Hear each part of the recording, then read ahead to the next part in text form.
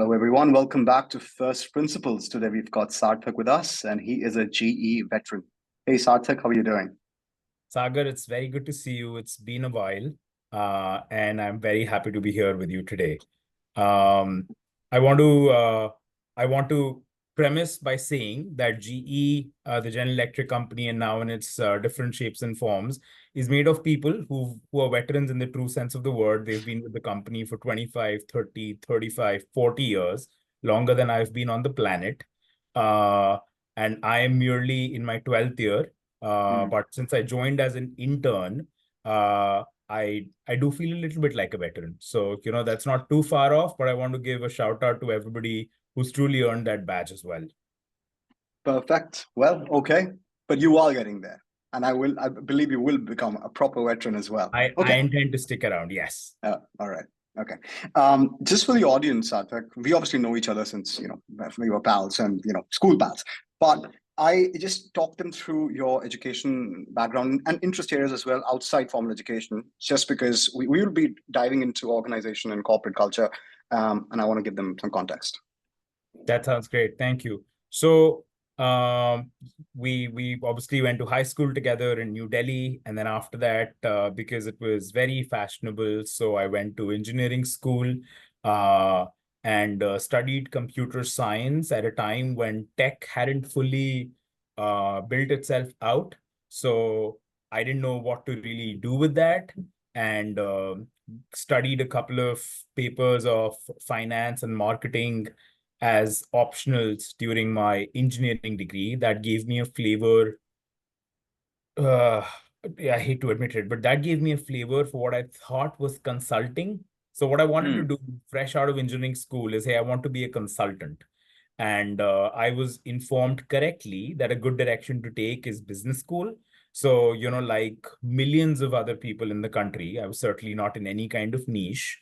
I applied for business school, did the whole rigmarole, competitive preparation, and all of that. Um, and I ended up going to a fantastic department of management at IIT Delhi. Um, and from there, sort of, that's sort of where my interest in different aspects of management education, systems thinking, design thinking, that really found its feet. Um, I was very verbose, which was mistranslated as being a great communicator. So folks thought that I might be great at marketing. Didn't really take off. I loved math. And I know that you had interviewed Mr. Mukesh Setia as well. So our love for math comes from there. And so folks thought I might be great at finance. That did not take off either. The reason why I'm giving these examples is because you're going into business school, going into any aspect of education, we tend to go in with these blinders. And that's why I'm sort of like really digging into the introduction here, but want to get it out of the way that going into business school and coming out of business school, you could have completely different ins and outs. Um, I ended up doing a dual major in supply chain and HR. Uh, and the reasons for those were supply chain gave me a little bit of a look back on my engineering degree, allowed me to still flex a little bit on math. HR allowed me to flex a little bit on my verbal diarrhea, so to speak. But then the HR professor was also one of the best that we had in the department, and she influenced my interest in the subject a lot. Hmm. But, you know, as you would with a degree in engineering and HR and supply chain, my first job was meant to be in sales. Hmm. Uh, as would normally happen. You study these three subjects, and the most obvious outcome of that is, hey, you should do a job in sales. But again, I'm kidding. Um, you take what you get, right? And Hmm. so I got lovely, fantastic internship with the Schneider Electric. Got to work with them for a few months. That helped me prepare myself for an internship with a company that I had never heard of. They were only known as the alphabets GE. And I remembered seeing that acronym somewhere on a light bulb, somewhere on a refrigerator. And I thought I was getting into this weird appliances sort of stuff. And then my brother-in-law called me and said, hey, no, I work in the credit card division of this company. I was like, this is getting somehow stranger. And then I took a flight for the internship and they said, hey, our engines are GE as well. And I was like, this continues to get weirder. So I joined this behemoth of a company as an intern, which I learned very quickly was founded by the same guy who gave us the light bulb, Mm. Thomas Edison, 130 years ago. And fun fact, I'm speaking to you right now from Schenectady in upstate New York, where Thomas Edison's desk still resides at the GE offices. And the pin code is 12345 because that's where all the fun started. So yeah, so that's I interned with GE in what they call a leadership program. So they, unlike a lot of other multinational American, European companies, they have accelerator programs. So they hire young talent from business schools, from engineering schools around the world, and put them through the equivalent of a green beret program, right? You're going to do very short 3-month, 4-month, 6-month stints, work across multiple businesses, work across multiple functions, and very quickly get a pulse of the business.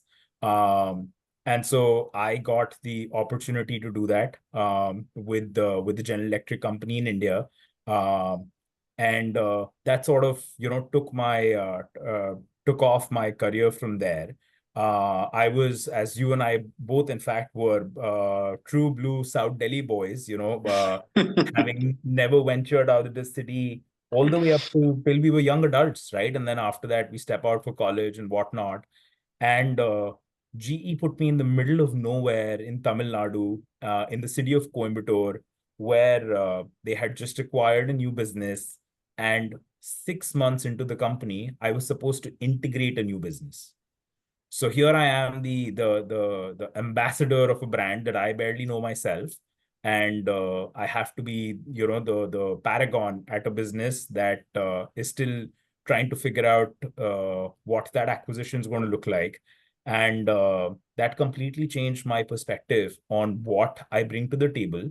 And frankly, now that I can see you and I are both sporting facial hair, it was in the city of Coimbatore in Tamil Nadu that I discovered my mustache because I was working in a factory for the first time in my life. I was working long hours. I was living by myself. And I decided that I didn't want to shave anymore. And then eventually, the beard grew out and then the mustache grew out. You know how facial hair works. I don't have to explain Yeah. that to you. So I worked in Coimbatore for a while, moved back, and then I was offered the opportunity to either do a project in the US Mm. or in Bangladesh. And I picked one of them, and I can tell you it was not the US, because I figured I'm working in a company that's been in the US for more than 100 years. And if I keep behaving myself, if I just don't mess up, I will eventually get to work in the US. Will I ever get a chance to go to Bangladesh?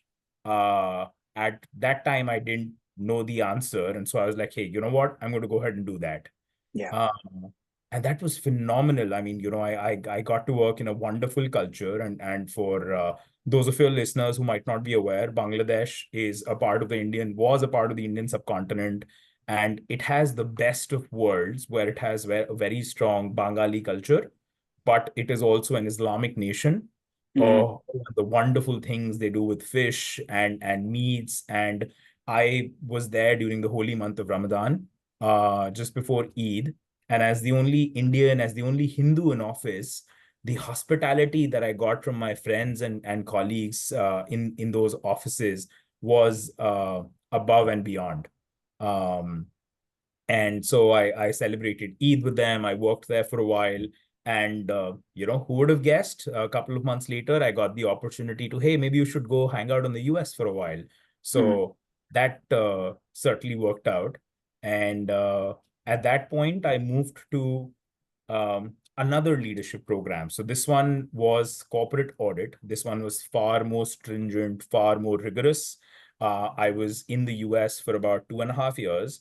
And as you would imagine, for a company the size of the General Electric company at that time, some folks have seen the side of GE, which is NBC Universal, which is 30 Rock, which is the massive Christmas tree and the offices at Rockefeller Center.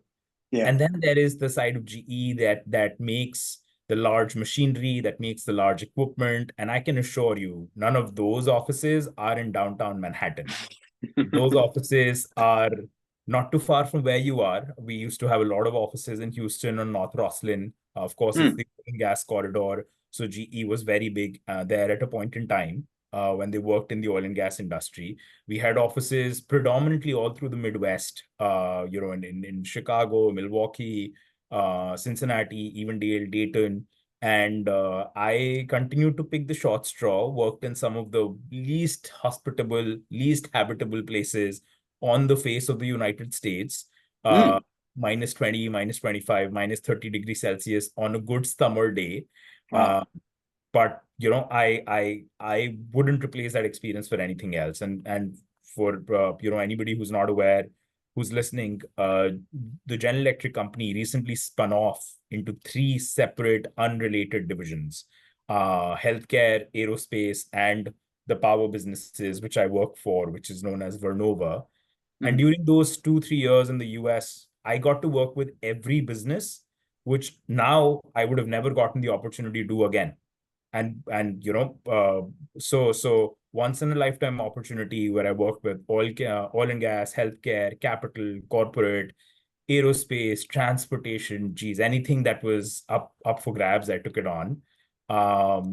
And then from there, and we can segue into your next question as well. But from there, to briefly summarize, I had the opportunity again, always a dual road of do I want to stay in the US or do I want to come back home and help set up the team in India? So I opted for the latter. And I've been back in India for the last 7 years, but progressively continuing to grow in all of the fun stuff that I get to do here at the company that's now known as GE Vernova. And I'm going to pause at that because I realized that even though I prefaced our discussion by saying, hey, I'm not going to talk about GE, I realized that's all I've been doing for the last 15 minutes. Okay. I've Well, I've certainly put that foot in that mouth, but I'm going to let you go ahead and ask your next question. Well, I'm going to have to ask you a few auxiliary questions, and some of them will relate to GE, and some of the questions are basically comments. So the only other place that I have seen this as a thing, as a culture that what you went through after business school is the UK. When I was there during my undergrad, and they had something called graduate schemes. I mean, maybe they still do. And this is exactly what they do. They rotate people for about 2 years. I think it's a very valuable kind of thing. Even if you do not intend to be a generalist or like an executive at a company, even if you intend to be a specialist of some kind, it might be a good idea. But yeah, it depends on somebody's proclivities, because I am a generalist. I really do not like being a very super specialist. I love that, but for some of the people it's going to be a waste of time. So that comment out of the way. In a way you did become a consultant then, right? Because we're working with GE, you're working with so many industries, right? I love the callback. Yes, Sagar, absolutely. Very keen Mm. powers of observation. I have to compliment you on that. I did end up doing for a while the sort of work that any consultant would like to do. I was flying, worked in 30 different cities for a couple of years. I was constantly on the move. Platinum, diamond, titanium on a couple of airlines, a couple of hotels, just practically living out of restaurants and bars. And yeah, without without making conscious efforts I ended up in that direction, and lost a bit of hair, gained a bit of weight, as I'm sure all great consultants tend to do, and brought to work with quite a few of the big four as well, because in some or the other capacity, they were always involved in some of the work that we used to do. So we would either call on them as experts or call on them as partners, and got to experience that from both sides of the table. Yeah. Okay. So then this is perfect, because my next question is more framework focused. And I'm assuming consultants need some kind of a logical framework that they either develop or rely on when they're analyzing a particular business problem. So let me ask you 2 very fundamental questions. So one is, what is business? Like at a very basic level, what is business? So I feel like, this question could have been answered just as well 10,000 years ago when the concept of bartering or currency was just about being discovered, right? And it would have still either had all of the same nuances, or it still would have, and yet somehow be an incomplete answer, right? I think fundamentally, right from days of barter, uh, we've evolved into give and take, right? And we've evolved into simultaneously understanding that we'll need to compromise, but one of the two parties always wanting to come out on top of the compromise, right? Yeah. And I think that this dichotomy of having to settle for a give and take, because no one person, no one entity, no one company, no one country can be completely self-sufficient. So we Mm. learn to live with the give and take. And once we've gotten over that realization, then we like really lean into it. We go the whole hog, and we're like, I'm going to give and take the shit out of this, pardon my fruity language. I think that's business. And no matter what business or what industry or what sector someone is in, they are not absolved from the give and take.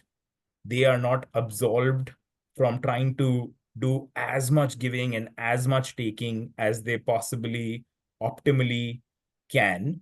And then they define the boundaries that they want to do it in. So they'll define the industry they want to work in. They will define the horizontal or vertical expertise that they want to build. And you were talking about that earlier as well. And then obviously they'll define that, hey, there are some boundaries that we'll not cross, right? And if you're lucky, you get to work in a place where those boundaries are pretty clear and they let you do a lot of giving and a lot of taking without any untoward harm. Or if you're so inclined, you would work in a place where the boundaries are not so much defined, but at the end of the day, it is in the business of being business. Okay. I want to double click on the phrase give and take over here because it could be construed as corruption. It could be construed as quid pro quo. It's not that though. It's value for value. Maybe just give us your pitch. Profess why give and take is good for society. It's not like a bad trader's virtue. Whatever trader's sin. I couldn't have done a better job than value for value. And I'm glad you said that because I would have struggled for words. Hmm. I think foundationally it is value for value. It is barter, right? Okay. And over a period of time, we've evolved that barter to mean different things, right?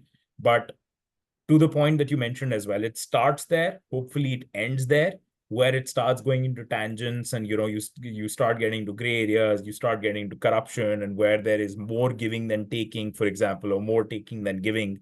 To be more accurate in the respect of corruption, that's when it starts. That's when it stops being business and it starts becoming other things very quickly. Yeah. I think not to use the word, not to prophesize too much. I feel like everything that it's just the way sufficiency is designed, right? I can't think of any place or person or entity that's managed to be self-sufficient uh, outside of utopian fiction or dystopian fiction. Hmm. Fiction, Hmm. nevertheless.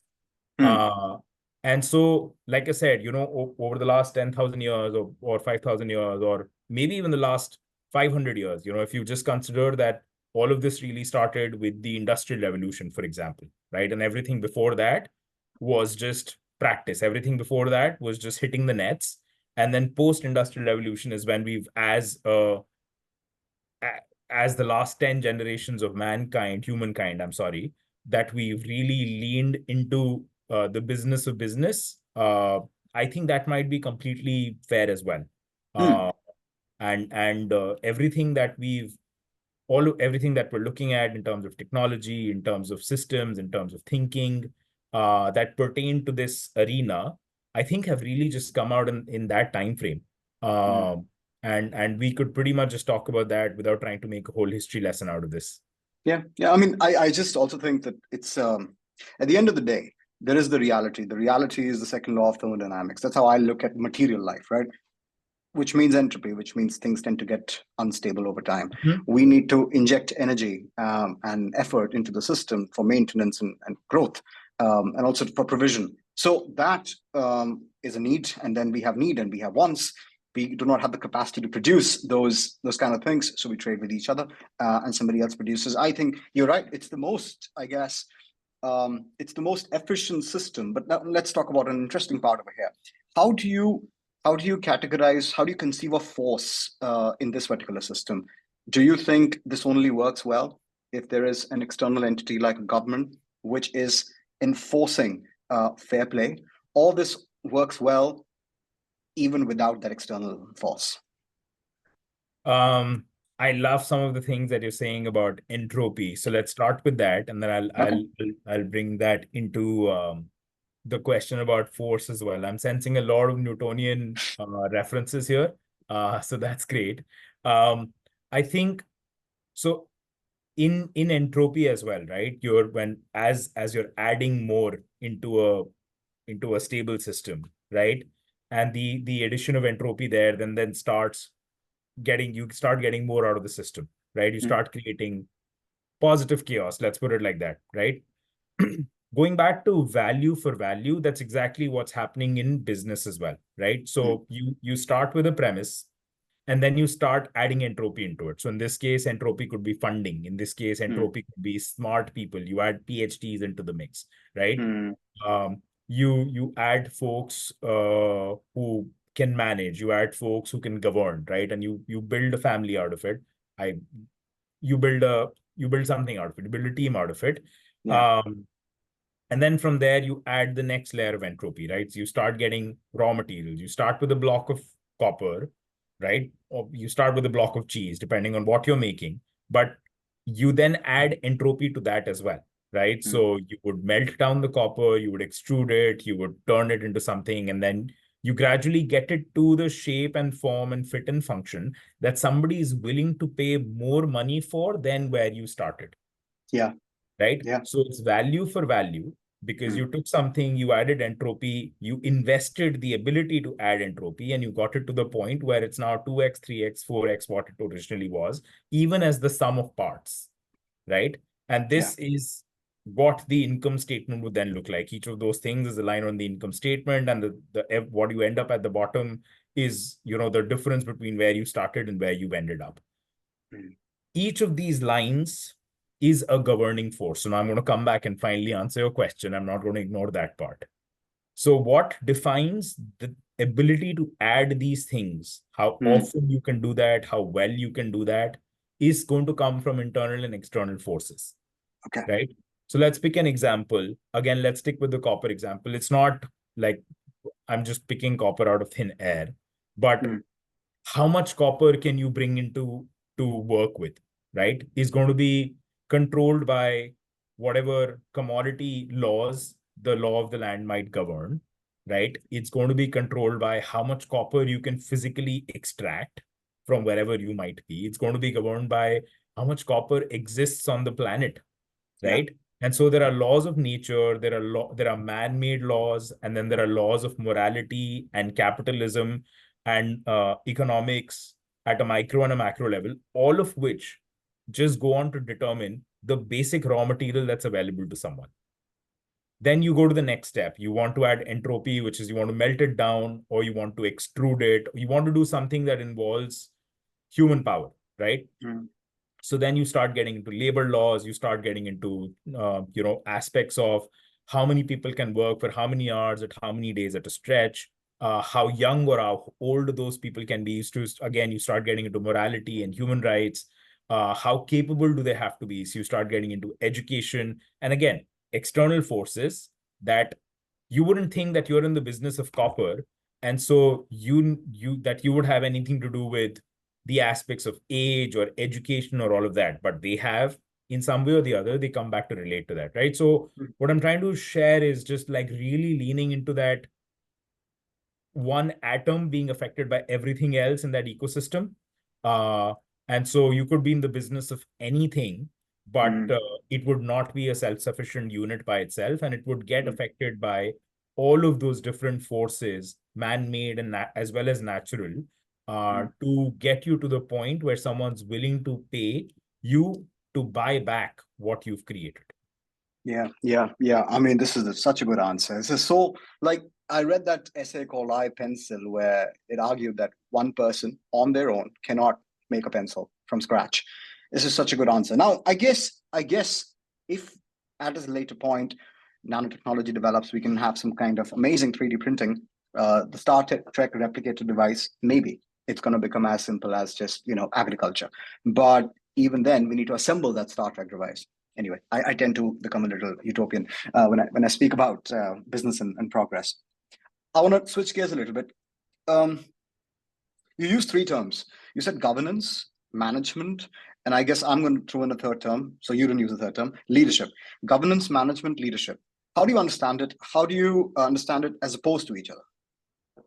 So when you said governance and management, Sagar, I would have been hurt, frankly, when you said the third and it wasn't leadership, because as soon as you said that, I got a hint of where this question's going, and I love it. So we're on the same page about these three pillars of what this system could look like.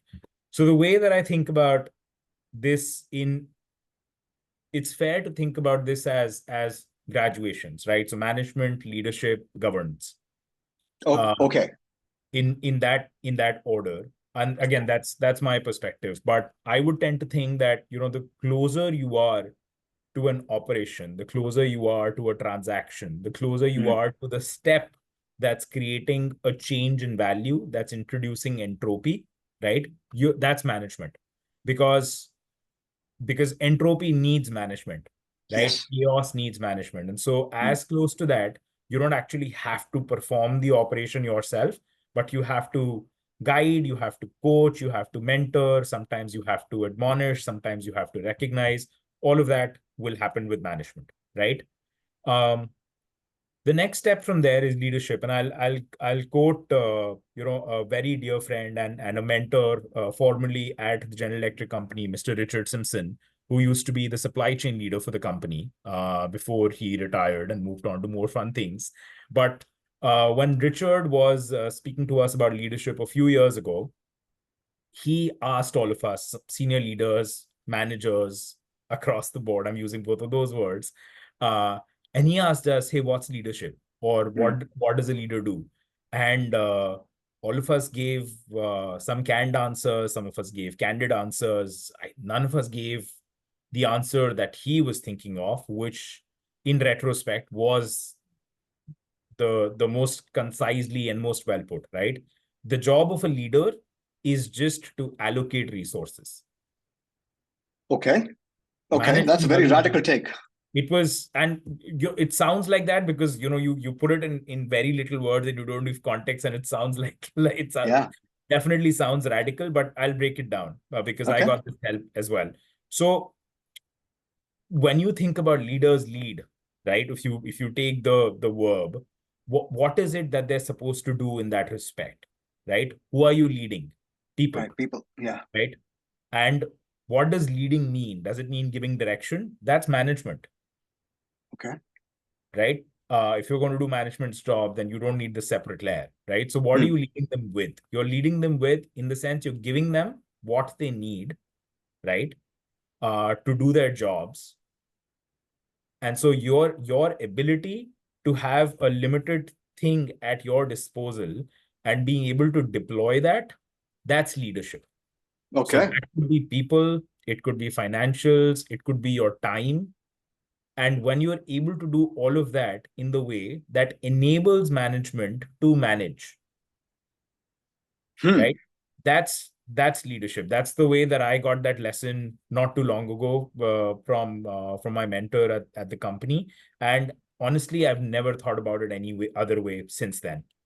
Every time I look at somebody in senior management, in any aspect, in any company, any part, and I try and decipher, are they managing or are they leading?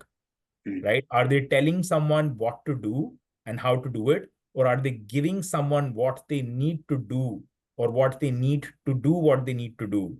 Ugh, that's a mouthful, but hopefully it Yeah. translates. That's leading, and that nuance has never failed me since then. Okay. So let me try and just I'll get to governance, but let me just try and repeat something back to you, just to my understanding. So you a leader is in a way creating the conditions for the magic to happen. I mean, is that what Yes. they? Okay. Oh All right. my God, you're Okay. so much better at this than I am. Okay. All right. Got it.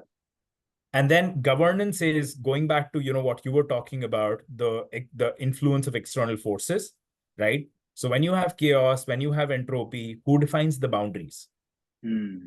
right? Because Hmm. you can think about management, they're working in the molecule. You can think about leadership, they're working on making sure that the molecule's doing what the molecule needs to do. But who stops the molecule from, it's the same molecule that could become dynamite. And who defines that? Gosh, we've beaten this analogy to death, but that's governance, right? So Okay. putting the boundaries on, putting the stops, making sure that there is a layer that does not have the onus or the liability to manage, right? Creating a layer that does not have the resources at their disposal, but what they have is the veto to say, hey, we don't think this is where those resources should go. Hmm. So it's a That's resolution of some conflict of interest. And I think that's what's happening over here by so creating the third layer. this team then can this group Hmm. can it's governing, it's umpiring, it's refereeing, it's sometimes being the babysitter, it's sometimes being the wise parent. You can think about it in a lot of different ways, right? They're doing all of Hmm. those roles. What they're not doing is the operation or the management or the leadership. Hmm. And that can sometimes look like a board of governors. That can sometimes look like your shareholders because they get to govern as well, right? That Hmm. can sometimes look as external consultants. That can sometimes look as auditors. It takes different shapes and forms. It can sometimes even look like a policy document, Okay. right? Because you don't always need a voice. You don't always need somebody sitting on your shoulder. It can simply be a piece of paper that says, hey, don't be an ass. Okay. I'm paraphrasing, of course, but all of those are different forms of governance. So it could be custom, and it could be pressure from outside groups, and it could also be a constitution. Like if you want to go all out, like I guess very famously, McKinsey's managing partners only serve a 3-year term, and they have to retire after that. I mean, I read that. I don't know. So something like that, just to bring in more dynamism. Interesting. But then there's a flip, and I'm thinking, so there's so many. This seems very bureaucratic. There's so many people. We need to convince so many people. What about the old, the bourgeois, the bourgeois businessman, the bourgeois capitalism, right? So it's my money, or I just have like a partner, and we go, and we have a factory, and we get shit done, right? So that how do we square that and this, or are both important? Do you have any thoughts on that? So I bureaucracy is an unfortunate part of that. And I feel, as we were talking about these layers, right? And then there are often layers within layers. Uh, it's not always like I can't imagine that there is an organization which is literally a layer of operators, one layer of management, one layer of leaders, and one layer of governance, right? Uh, so there are layers within layers, and obviously that tends to create bureaucracy. I think what it comes down to is intention and execution. Hmm. So when that bureaucracy has been created, right? Has it been created out of inertia? Has it been created out of laziness? Has it been created out of a complete risk aversion, right? Has it been created simply because somebody wanted to create more roles and have a kingdom? Yeah. Uh, Right. or has it been created because it was required, right? Because when you have a group of 10 managers, then maybe they need an 11th manager to manage them, right? And so on and so forth. So that's the intention part. The execution part is to what extent do you allow your bureaucracy to drive the pace of your organization? Okay. Right? So if and when that bureaucracy starts becoming a hindrance, that's when it's time to start getting rid of some of those layers or Okay. get a different sense of entropy in, get a different infusion, get some adrenaline into the mix, and we'll talk a little bit about that as well.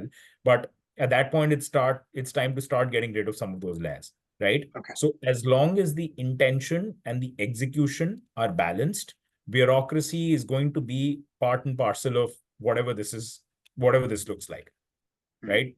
And we've certainly seen examples. There are lots of memes and jokes about public sector banks where it's all bureaucratic, right? And so there's a lot of intention, no execution. And then you can also think about stories of glorious startups that sort of like Icarus flew too close to the sun too quickly, right? Because there it's all execution, no intention. Yeah. And they'll both have bureaucracy in different shapes and forms. Neither of them will be averse to that. But I'm just giving these two extreme examples to sort of belabor the point that I don't think anybody is evolved to the point where they will be absolved of this burden. You balance intention and execution and work your way through that. Okay. It seems like I did not have this question initially, but I do want to ask you this. What's the point of bureaucracy? It's fashionable to hate bureaucracy. It's always been, because they are the people who, for no reason, are pencil pushers, and they love process for the sake of process. I like that as well, but I also like the end result. Why is bureaucracy important in your opinion? So, it's just, I'm going to go back to when we were talking about management and leadership and governance, right? Yeah. And as you start multiplying those layers, right, you're going to have to create processes. You're going to have to create what is sometimes known as standard work, because every time there is a flow of information in this direction, right, or there is a flow of information in this direction, or each one of those flows can't be starting from scratch all over again. Manager calls leader, and leader's like, why is this person calling me? I don't know what to do. Leader calls governance, and governance is like, I don't know what's happening. And if that was to happen every single time, right? Well, it shouldn't happen every single time. I think that's suffice to say. So that's when you start seeing repeatability, and you see it enough number of times. You're like, this is a pattern. Can I just write a document that will specify that if your request falls within these bounds, this is what you should go ahead and do. But if it is outside of these bounds, then you come to me. And so the manager is still managing, the leader is still leading, but now because they have to follow a piece of policy, and they, based on that, have to go to someone to get something that they needed, that now starts taking the disguise of bureaucracy. It's the exact same thing that was happening before, right? But now, to that entropy, you've started adding some conditions to, make it like more lawful neutral, so to speak, right? Versus otherwise. And so bureaucracy is just really, it's disguise for process, it's disguise for hopefully what should be efficiency, and not vice versa. It's a disguise for standardization. And over a period of time, what happens, unfortunately, is that the exceptions start driving the rule. So I spoke about this example where management has to keep doing the same thing multiple times to come to leadership.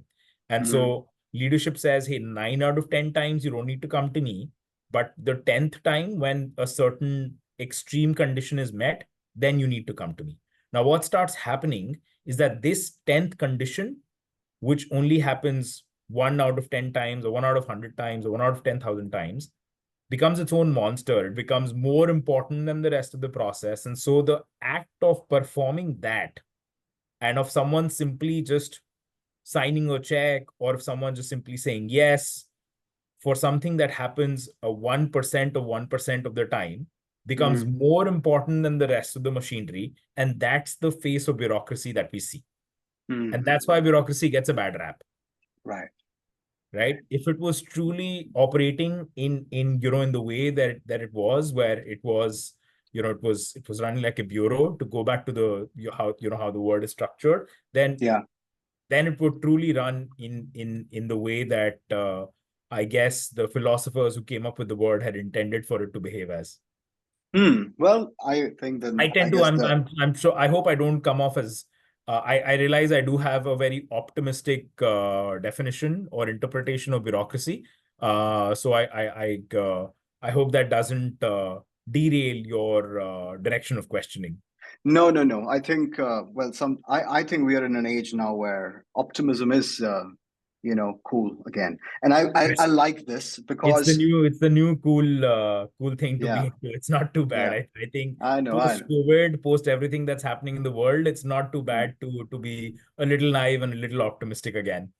True that. I mean, just as an aside, so I remember in the 2007 financial crisis, I think 2006, Oscars went to Michael Clayton, like a very, contemplative, cynical movie, right? And then the financial crisis happened. The next year, the Oscars went to Slumdog Millionaire, like a rags to riches, optimistic story. So it's a weird way how culture responds to, seemingly unconnected things.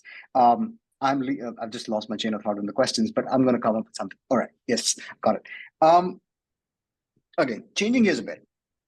Obviously, at the end of the day, any organization is, and let me know if you disagree with this definition. Any organization mechanism is to find a geometry between people, so that again the magic happens, the production happens, or whatever needs to happen happens. Um, how important is the framework? How important is the plan, the method? And how important is recognizing and being humble that we don't know everything, so we can't plan for everything, and people will have idiosyncrasies, and chaos can come in ways we can't even imagine. How do you approach this? So, gosh, that's a lot of questions. So I'm going to answer the last part first. Okay. On how do you account for the fact that you work with humans and that all of them are humans, and that they'll have their idiosyncrasies, they'll have their humanity, they'll have their quirks and whatever you want to call it, right? Yeah. I can give you my own example, and I think that's the best that I'll have. But for me, it's gosh, I don't know if you can hear that in the background. Somebody, okay, perfect. That's fine. So for me, the way that it's always worked best is when I'm thinking about the people that I'm going to work with, right? For everybody that is, say, on my team or that I intend to partner with, right? I'll empower them. I'll prepare for the best, right? I'll Yeah. say, hey, this is everything that you're capable of. Just go ahead and do it, right? And I come back to the same example of managing and leading, right? And I use leading specifically versus leading so that we can go into the full sense of that word. But if that empowerment is happening, then 9 times out of 10, right? They know what to do. I know that they can get it done. And at that point, I don't have to account for surprises, right? I only So, have to go ahead, please. so as I was saying, you're what they call a laissez-faire leader. I mean, you let people be after you set the expectations, or how deep do you get with the other person's work? So I would think of this more as servile leadership, servant leadership. Okay, Right? got it. So the offer that I make to my teams is that, and I try and make a point of hiring people who are smarter than me as well, because then they do a very good job of making me look good. And at that point, my job is to keep giving them cover, right? Yep. Yep. So the premise of servant leadership is that you are there to lead, but you are there to serve your team. And only if you serve your team is when they can make you look good, just frankly, right? And so I tell them that when you need me, I will be there. Whatever time of day, 24/7, if you're in trouble, my job is to get you out of that trouble. Okay.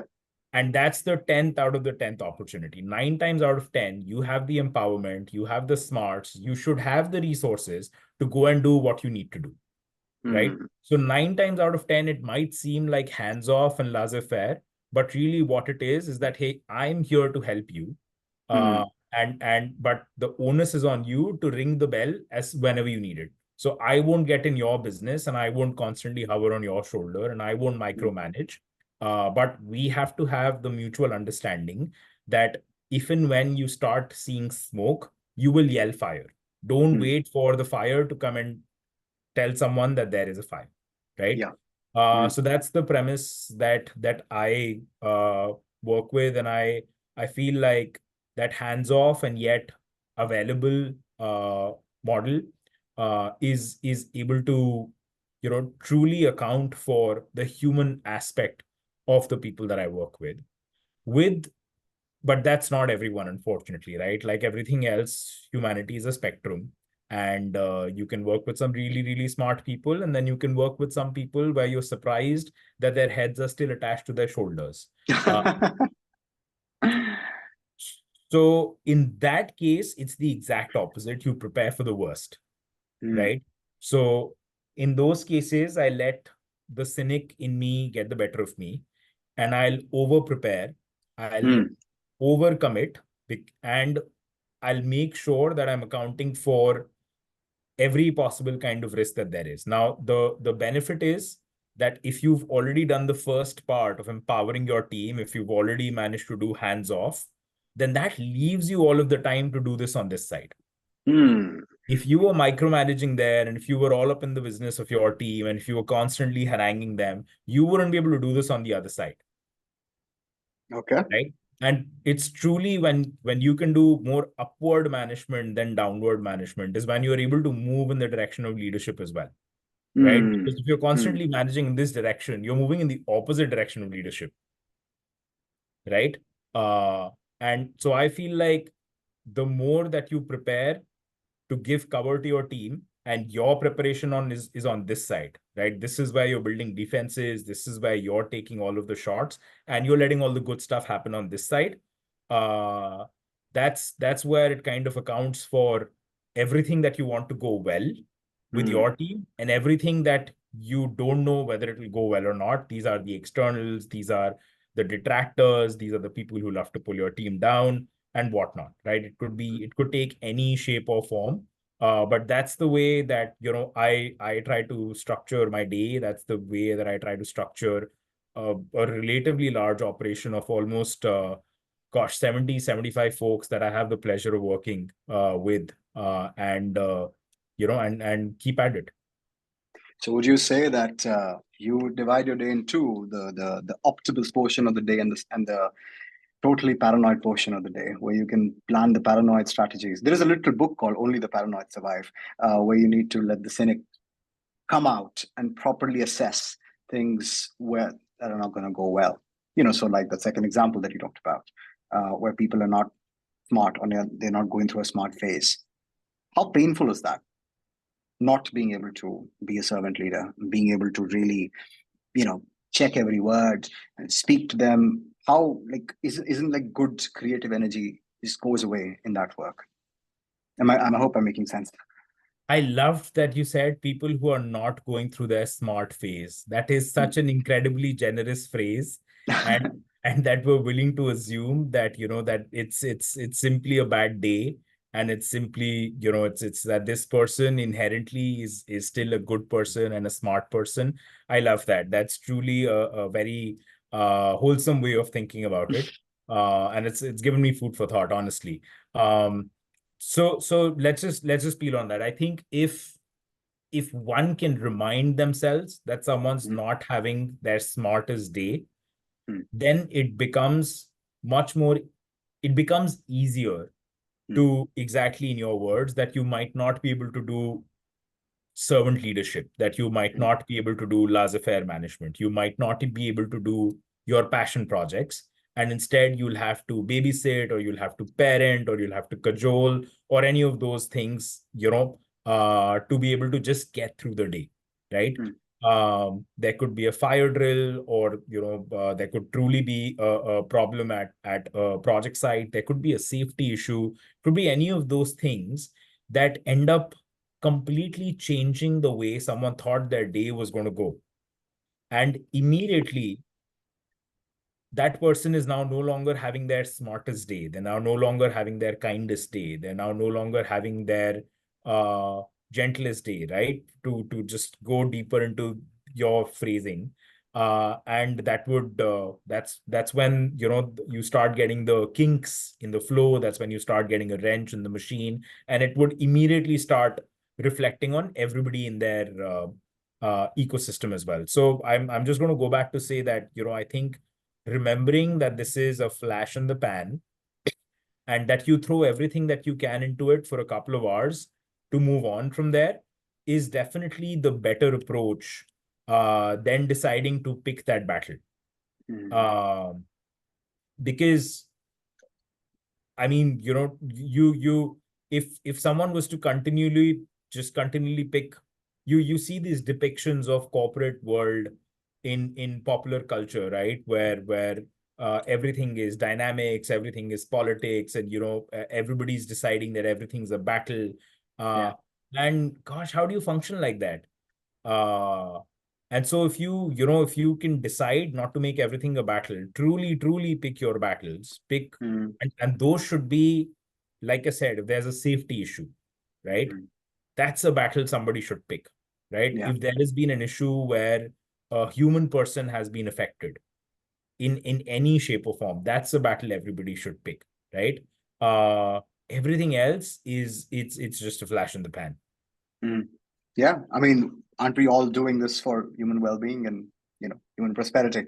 So we need to keep that in mind as managers, and also I guess as shareholders as well. Which brings me to, I'm sure you know the principal agent problem, that phrasing, um, where the manager is basically managing a diffuse leadership, not leadership, ownership. Like a corporation has many owners.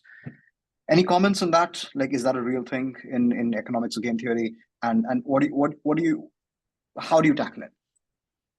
So I'll translate that a little bit for the benefit of, so there's it's sort of like it's the sum of parts, right? And so you have this large ecosystem, often large multinational, or even if you take a small startup, forget multinationals for a second, or a small organization within, like everybody will have their own domain. And so Mm. within the context of a function, within the context of a particular product line, within the context of a region, right? Um, if everybody can self ascertain that, hey, I am the principal agent for this domain, Hmm. Hmm. right? That's what then truly makes the sum of parts greater than the parts themselves. Okay. It's when it starts becoming, again, fruity language, but it's very easy for that to become a pissing context, Hmm. right? Because what can happen is that you have all of these domains, and then the domains start becoming domiciles. They start becoming fiefdoms and kingdoms, and everybody's Hmm. like, "Oh, hey, this is my function. You can't do this." Or hey, I'm not going to approve my funding because whatever. And so all of these things, when they start happening and they start becoming fiefdoms and kingdoms, that's when the principal agent, uh, the sense of ownership starts diluting, Hmm. because in an organization, right, and going back to the point that you said, it's combined ownership. Everybody owns everything, Hmm. right? You Hmm. might put your name, your designation, your role against a particular aspect of it, right? But at the end of it, you are the company and the company is you, right? But then as soon as you start, if you drink the Kool-Aid, and if you go too far down the rabbit hole, so to speak, that, hey, this is and there's a wonderful saying in Hindi, Koop Manduk. Hmm. If you decide to become the frog in the well, then that's where you're going to stay, in a slimy, dark, slippery well, uh, and you're going to lose the plot. So Hmm. coming back, I think this concept works incredibly well. It is important to have ownership. It is important to feel a sense of self. It is Hmm. important to run it like you own it. That's something that we hear very often as well. But as soon as running it becomes less important than owning it, that's when both of those things stop happening. Hmm. True. Yeah, I want to invoke like Ayn Rand's concept of like second-handedness, And if you live like that, then that's obviously always going to be a problem. But it seems like this is going to be a self-transformational thing. I do not know if some policy can be engineered from outside where folks are not living second-handed life. So that definitely plays an important role over here. Wow, this was deep. I wasn't expecting it to be this deep. This is good. Okay. I want to ask two questions. They relate to each other, but I think a single answer would suffice for that. As we end, go to the last section of the podcast. You are familiar with carrot and sticks. I obviously prefer carrots. I don't prefer sticks. Nobody does. I always try and advocate for more carrots and fewer sticks. And then on the other hand, there is the whole theory of management by incentives. Any comments on that and how they come together? Sure. I think those are, I mean, frankly, I think that both of those are different words for the same thought process, right? Because like you said, when you're talking carrots and sticks, the fact that you're talking carrots and sticks is because you want people to go after the carrots, right? And so also when you're talking about management by incentives, that's essentially the same thing. The lack of carrots is the sticks. And so management by incentives is not too different, right? It's not like it's punishment free. That's a misnomer. I think carrots and sticks is simpler than corporate culture. It's simpler than business, right? Carrots and sticks is literally what it is, right? You're growing up, you behave yourself, you're going to get a piece of candy. You don't behave yourself, you're going to get something other than a piece of candy. And I think right from then, like this muscle memory is very inherent, and not just in us, in apes, in puppies, in dolphins, and practically any animal that can be trained or that has any discernible, intelligible behavior, right? Carrots and sticks is very foundational, I think, to just generally how any living thing tends to respond to positive stimuli versus negative stimuli. You can then contextualize it and weaponize it and give it a policy. And you can say that, hey, if you meet all of your quotas, then everybody is going to get a bonus. If you don't meet your quotas, then nobody's going to get a bonus. And hey, lo and behold, you have game theory, right? Yeah. You can call it that, hey, if you meet your quotas, then you're going to get a bonus. But if you don't meet your quotas, then hey, sorry, it's been a bad year and we can't do much for you. And now you're talking management by incentives, right? So there is now a lack of stakes, but so it gets disguised that way. So what I'm trying to get back to is that it's basic stimuli, and it's been evolved to look like a couple of different things. I can tell you personally myself, I am far more motivated by carrots versus sticks. And the reason why I'm hesitating is that even as I'm saying it, it sounds that it's not profound. And that's why I was hesitating, because as the sentence was forming in my head, I was like, gosh, I wish this sounded smarter. But as you say it out loud, you realize how basic this is. Yeah. Right. And as soon as you start realizing that that's the direction you want to go into, you wish that the people that you work with realize that as well. Right. So some of the best people that I've worked with are the people who've either realized what my primary driver is, or who had the audacity or appreciation to ask me what my primary driver is. And it's the same again, when I talk about my team and the wonderful people that I get to work with, right? If I'm able to correctly assess what their driver is and work on it accordingly, then we have a great relationship. Or I can create the safe space where I can ask them what their driver is and they share it and we work on it accordingly. But then obviously, if there's neither the safe space nor the intention to share, then everything starts souring up. But coming back to just sharing that, it's a very basic premise that can be weaponized in a lot of innovative ways. Hmm. Okay. Okay. Well, I have three more questions, but the first question is going to be an annexure of this question as well. And this might be controversial. So, feel free to pass on it. Management by incentives, in your opinion, is this, if you need to deploy this, do you need to train people in order to, uh, get okay with this framework? Or do you think this is much more natural and much more instinctive? People get that. And if you just deploy it without educating people on it, it's going to work. So great question. I think that management by incentives, it comes down to sort of the too much of anything or too much of a good thing will soon stop being a good thing, right? So when you're trying to do management by incentives, like going back to what I was saying, that management by incentives, it is carrots and sticks. It's simply how many carrots and no sticks, right? You think about the bell curve, and you think about that when you're going to manage by incentives, there is a portion of the bell curve that's going to get all the carrots, right? And then there are portions of the bell curves that are going to get the greens, not the carrots. And then there are portions of the bell curve that are not going to get any stakes, but they're not going to get any carrots either, right?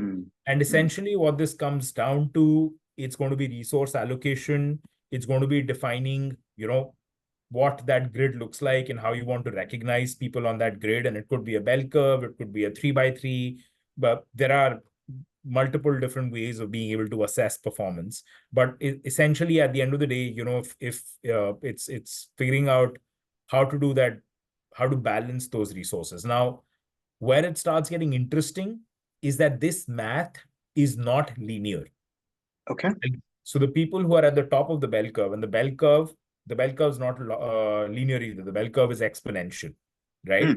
So the people who are in, say, the top 10 percentile, right? What portion of the corpus of carrots do they get? And then the people who make up, say, the 40% on either of these arms, right? What percentile should they get? And then the people who are here, they're basically going to get 0, right? And do you allocate equally at each of these measures, right, the same quantity? Or do you allocate 1, 1, then 2, 2, then 3, 3? So by the time you get here, they're getting several multiples, because whoever is here at the top of the bell curve is there. They can't be there by default. They're there by design. Like, they're the ones who put in exponential effort to get there, right? So I feel like management by incentives has a lot of exciting opportunities to do resource allocation, to really balance how you want to recognize or how you want to use the lack of recognition as a negative incentive. And I think it works truly well, because in the absence of sticks, you can create a safer space. There are certainly organizations that rely on sticks as well, and that's not to say that they're not successful. But I feel like the absence of sticks creates a situation where people are still able to go through their day. They're still able to get the job done. And to a wonderful thing that you'd mentioned earlier, if someone's not having their smartest day, if someone's not having their kindest day, right? And if they don't happen to be in the sexier part of the bell curve, is that reason enough to give them the stick? That is a good question. I don't know. Okay, well, second last question. Nassim Taleb, when I read his work, influenced me. I don't know how much he influenced me. I definitely need to read his book again. But I'm quite drawn to the concept of anti-fragility. And then so I'm just connecting these concepts. So this is one concept, anti-fragility. The other concept is efficiency and Kanban, and just making sure there's a just-in-time production. There were issues in America when supply chains were all stuck in China and everything was off. As like, if you have a low time preference, I don't know, whatever is the longer time horizon, I think that's the low time preference. If you're doing that kind of planning, of course, with the humility that life happens and chaos can happen, how do you do that? Like, how do you square these things? How do you ensure that there is resilience, or better, anti-fragility built in, but there's also efficiency? And because that is what you exist on, you need to be efficient. As a manager, how do you manage these two competing calls?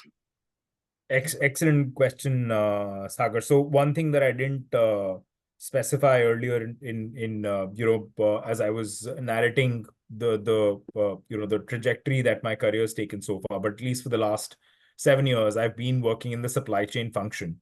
And so the concepts of anti-fragility, robustness, supply chain resilience, they've all been part and parcel of the work that I do, and much more so post-COVID. To the point that you mentioned. And then all of the other concepts that you laid out, especially of Kanban, of just in time, I want to give a shout out to what we call the lean management system, right? Which really, in the early 1900s, it came out of what Ford was trying to do in the Model T production. And then less than 20 years later, it moved on to, with the Japanese and Toyota, taking it to the next level. And then from there, it gradually, evolved to the point where today there is, lean is for a lot of industrial companies, it's absolutely the way of work. And even in non-industrial, non-manufacturing type of companies, for a lot of transactional companies, for a lot of companies in other sectors as well, they're finding opportunities to build resilience into their processes. They're finding opportunities to truly optimize value, right? And that's the premise of lean. That's the premise of Kanban and just in time. So I wanted to, mention even for the GE Vernova company and before that, the General Electric company, we went through some very spicy times in the last 10 years. And honestly, it was, through a very careful, deliberate deployment of the lean management system, a redeployment rather, because GE was famously, a proponent of Lean Six Sigma, but like sort of repurposing that focus into true lean, true value optimization, and removing non-value added activities from any aspect of the process. It's to a very large extent that's been responsible for our turnaround. I feel, especially in management, in leadership, learning the basics of lean should definitely be a must. Becoming a lean practitioner, becoming a lean advocate will then depend on, again, how close someone is to the operation or what kind of industry or sector someone's in. But I feel like this is one of those things that, is simply too good to miss. And that being said, coming back to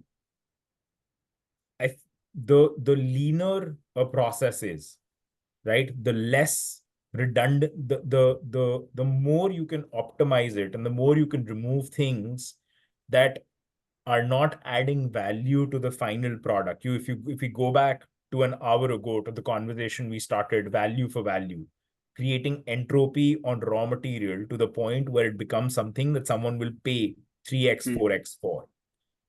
Now, keeping on the raw material example, it's possible that impurities get added as well. And when you finally give that finished product to someone, are they paying for the impurities willingly? No. Right? No, they're not. So how do you remove that during the process? That is essentially lean, right? Let me ask you, sorry, go ahead. Okay, just to flip to that, okay. Obviously, I'm agreeing that obesity is bad, right? But having no fat on your body will put your system in shock. It's going to kill you. So what's the right amount of fat, and how do you determine it? I love the analogy on resilience, and this is very well put. So lean is not the removal of backups, right? Lean is not saying that you don't prepare for the worst. Right? What lean tries to do is that, hey, this is this process, right? And how can you make this process the most optimal way of performing something? Because when you can do that and you can truly shed the waste from there, you're allowing yourself the resources to create redundancies in the system. If I had to use 10 operations to deliver a part that really just needed 7, And if I can reduce it back to the 7, I've now given myself the bandwidth and the resource of having 3 extra pieces, 3 extra currencies that I can Right. now deploy to put resiliency into the system. Got it. I can Got do it. that Okay. in the shape of extra raw material, so I can keep things on stock. I can do that by keeping an extra machinery so that if something breaks down, I can replace it. I can do that by running an extra shift because I now have the ability to put more people on the floor, right? But it's only when you can optimize it is when you can create the room to build redundancy. Because if you have a non-optimal, obese process, to use the word, not to sound ableist, but to use the word that you used as well.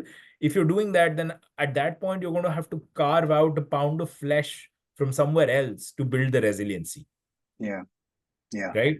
Got it. So I think that these two things are truly meant for each other, and you can lean your way into anti-fragility. Okay, so they are not necessarily at loggerheads with each other. They can dance. We want them to dance. Yes, And yes. good manager. I think Okay. there are opportunities for a lovely waltz there. Okay.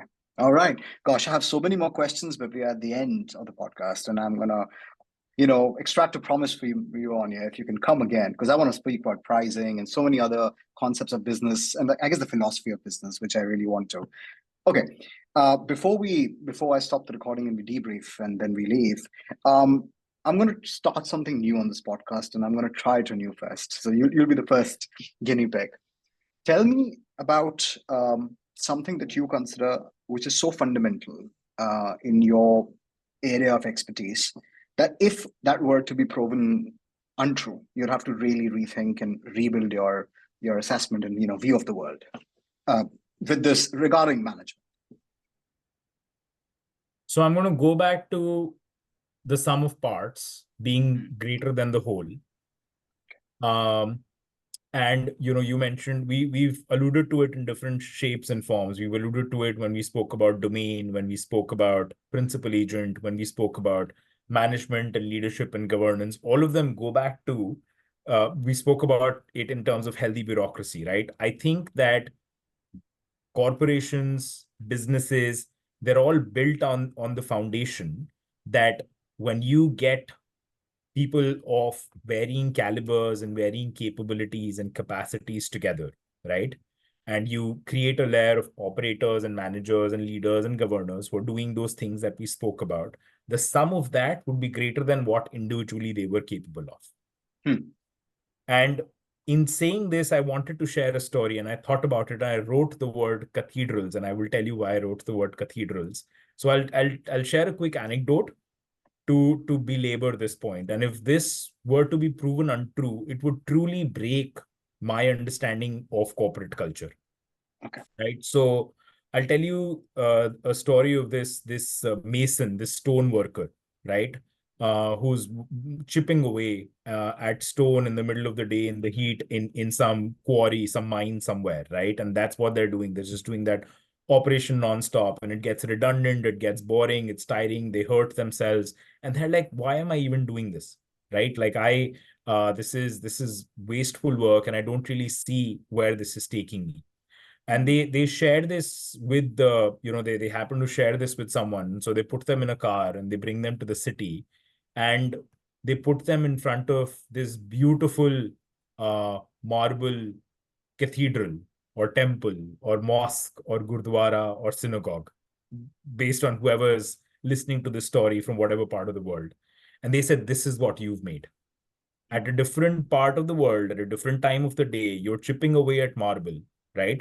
But you don't see that from there, it went to a different process, and then it went to a different process. And at each of those points of entropy, value kept getting added till a piece of marble from that mine became this beautiful marble structure. And to me, that is the sum of parts being greater than the individual parts themselves. And if we can remind ourselves that, hey, we're building cathedrals, that we're not in the business of chipping away stone, but we're in the business of building these beautiful structures, I think it makes it more worthwhile. Yeah. Yeah. If you can build something that is so beautiful that you can make people cry out of love, then I guess you've done a good job. But beautiful. This is perfect. All right, folks. So thank you very much. Thank you, Sarthak, for coming in. Do you have any parting thoughts apart from the beautiful thoughts that you just gave? This was Sagar. I had been looking forward to this conversation. I'm glad that we got to do it. I know you've been having some exciting weather at your side, so I hope things are better. And I like you said, you alluded to it briefly that if we get the opportunity to do this again, then I would love to. And I look forward to the continued success of this podcast. Thank you very much. All right, folks. So we're gonna debrief now. I'm gonna stop the recording. See you later.